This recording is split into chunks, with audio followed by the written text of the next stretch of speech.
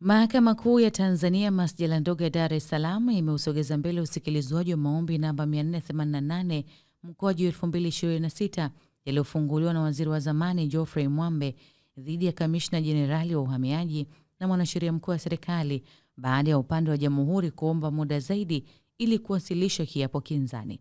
Maombi hayo ambayo yalitarajiwa kuendelea leo Januari 23 mwaka 2026 yalisikilizwa mbele ya Jaji David Ngunyale kwa ajili ya kutajwa.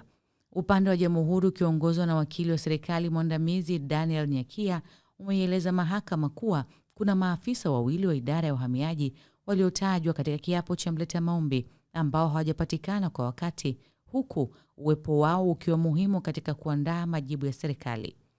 Kutokana na sababu hiyo, upande wa jamhuri umeiomba mahakama isogeze mbele usikilizwaji wa maombi hayo ili kutoa muda na kuwasiliana na wahusika hao na kuwezesha uwasilishaji wa kiapo kinzani.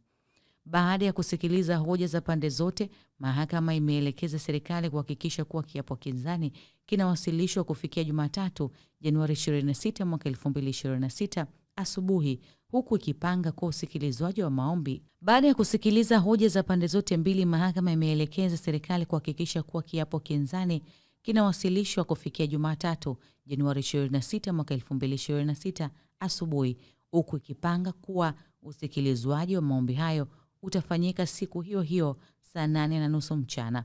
Nje ya mahakama tumezungumza na wakili Hekima Mwasipu. Tarehe 23 mwezi wa kwanza mwaka 2026 maombi namba 488 yalikuwa yanakuja kwa ajili ya kusikilizwa mbele ya Jaji Ngunyale, ambayo mtakumbuka yanahusu Geoffrey Mwambe dhidi ya mwanasheria mkuu wa serikali pamoja na kamishna wa uhamiaji. Upande wa jamhuri walipewa siku 2 kwa ajili ya kufaili majibu yao ili leo kesi hii ije kwa ajili ya kusikilizwa.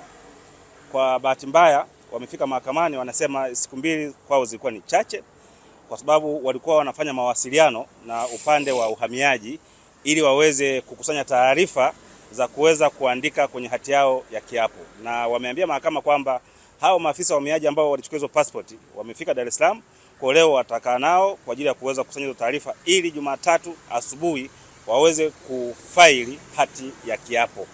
Kwa hiyo kesi imepangwa Jumatatu kwa ajili ya kusikilizwa saa 8 mchana, na wao upande wa serikali wamepewa siku kuanzia leo mpaka Jumatatu asubuhi wao wameshafaili hati za viapo, kwa maana hati kinzani za viapo kama watakusudia kufanya hivyo. So tukutane Jumatatu kwa ajili ya usikilizaji wa maombi haya. Mashaka yetu ilikuwa ni kwamba shauri hili limefunguliwa kwa hati ya dharura. Kama tulivyozungumza huko nyuma Mwambe anaumwa, anahitaji kutibiwa kwenda Ujerumani, na ndio maana tukafungua kwa hati ya dharura. Sasa wakawa wanaomba waongezewe mpaka siku ya Jumanne huko zaidi ya Jumatatu. Tukasema hapana, kwa sababu ni swala la mawasiliano tu ya kawaida,